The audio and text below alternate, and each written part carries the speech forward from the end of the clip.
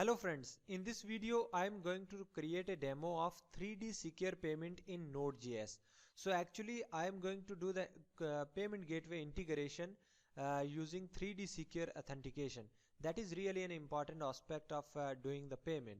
So I have already created the demo which you are looking on the screen.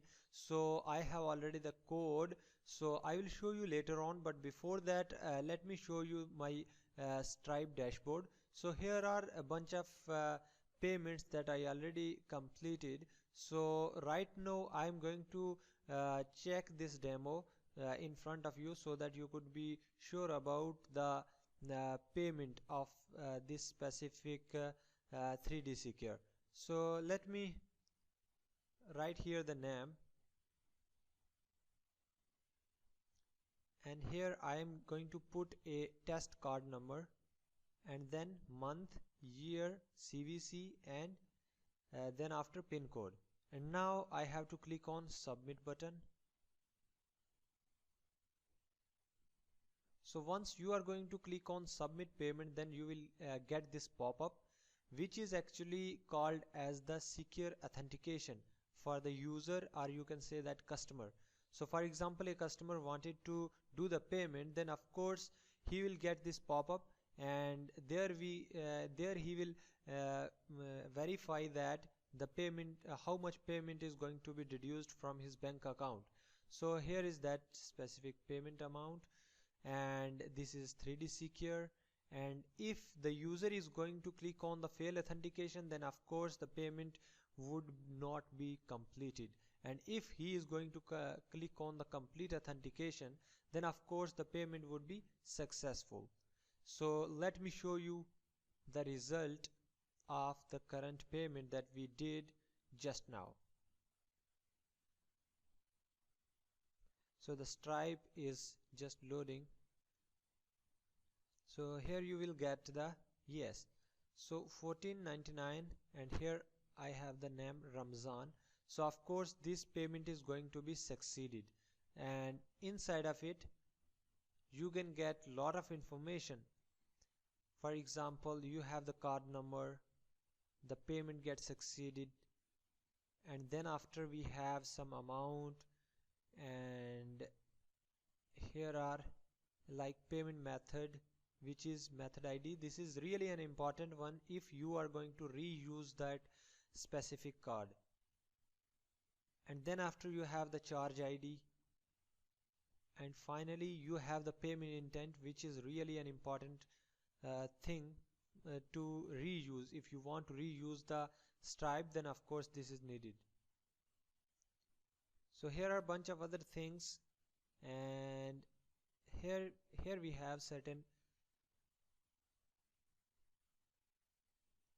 things which you have to keep in mind, just like for example type 3D secure redirect, right? So here we can confirm that the payment was 3D secure, and here we have the status requires source action. So that means we have to authenticate it, right? So again you can explore a lot of other things which are over here. So of course you will get the information which is important one for you to know about. So we have done a successful payment, and I have already shown you on the Stripe dashboard. So let's come to the code that we did for this. So actually for Node.js we have to create an environment. Of course we have to create the server. So I have this package file in which I have some packages that I have already, npm packages which are already installed, so which are like body parser, bootstrap, express, HBS, nodemon, and Stripe. So the most important one for this application is Stripe as well as HBS. HBS for is for template engine, and Stripe is for integrating the means whatever functionalities you are going to use of Stripe, then that would be loaded by this package. And then we have the Express.js framework, so which is actually creating the server and accessing the routes and stuff like that. I will show you the things just now. And we have two more files, app.js as well as checkout.hbs. So the user interface that you looked onto the screen, that is because of this specific checkout.hbs. So from where this has been came, so let me show you. Actually we have the documentation, so you have to go through this documentation, payment intents, right? So over here we have the whole guidance of how we can do the integration. So here is Node.js. So from here I just copied the code,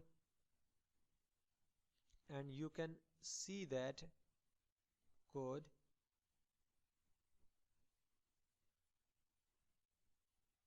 Okay, that one is over here.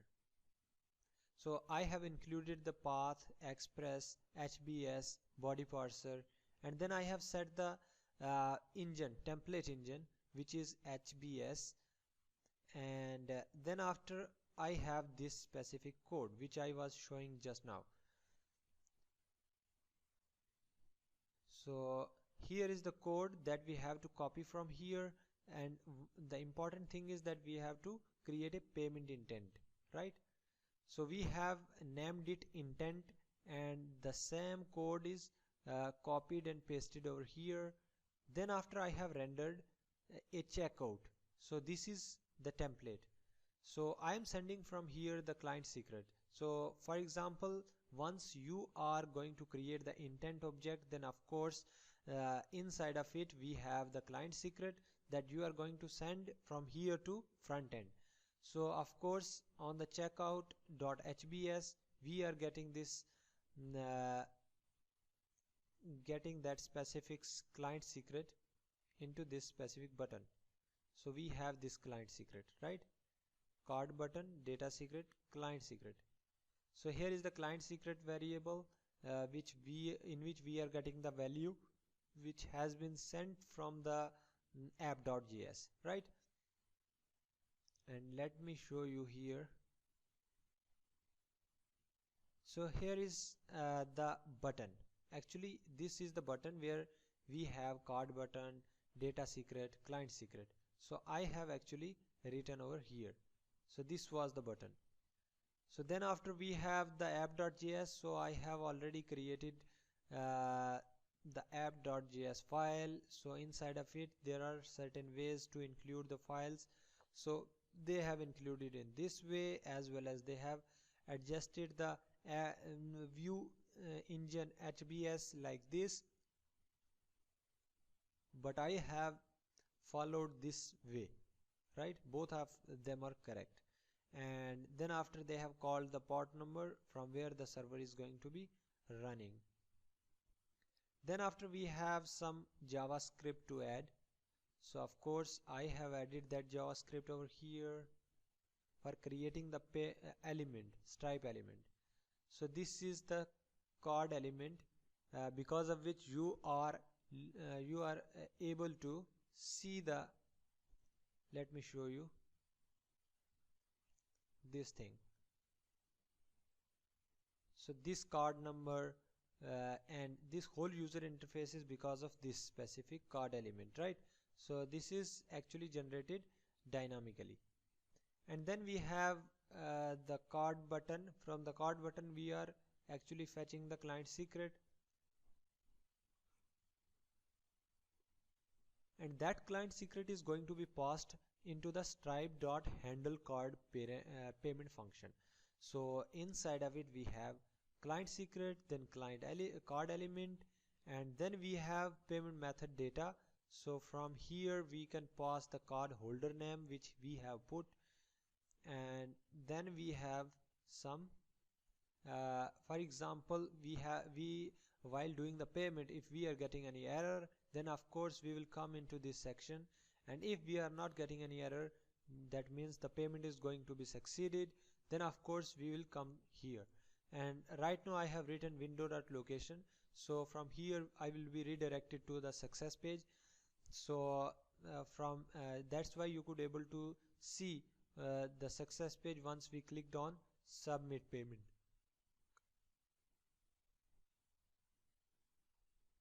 So that was the whole code that I have written over here, and in app.js I had the same thing, like on / mean on the root I was trying to create the intent, and I have already shown you, and from that intent I have sent the client secret, and then once get succeeded, then I am going to render the success template, and here is the success template. So in this success template actually we have some messages like payment succeeded, and then we have a button from where we can return back to the root, so back to home. And the important thing that you have to keep in mind is that you have to include all the important libraries. And for example, you are copying my package.json, then of course you can do create the copy of this, and then do the npm install into the terminal, and because of which the whole packages would be installed, and then after you could proceed with the app.js file. So inside of app.js file you have to include all those important libraries which are required to run the code, and then after actually HBS is the engine that is actually used for template. To render the template we have this specific engine which is helping us to render the template files. So you also have to include your test key, means secret key, as well as you have to because of that secret key you could able to create the intent. All right, so I think that the whole thing what I was trying to make you understand, I already done with it. If you are going to integrate, then if you have needed any help, then of course I have added my details in the description, so you can contact me anytime, and you can also do the WhatsApp to me. I will help you out, and if you are suffering from any problem. But before that, the important thing that you have to do is you have to go through this documentation. Actually here are a lot of things that are already explained, so if you will go through properly, then of course you will not get any error, you will not get any problem. But still, if you are getting any problem, you can if you have any need of that, then of course I will help you out. Thank you so much for watching this video. All the links of my video courses are below in the description, which are absolutely free. So in the next video we would learn new and wonderful things. Please subscribe this channel firstly to get the information of updated videos. In the comment section you can write your feedback about the video, and also write your queries if you have any. Have a nice day ahead.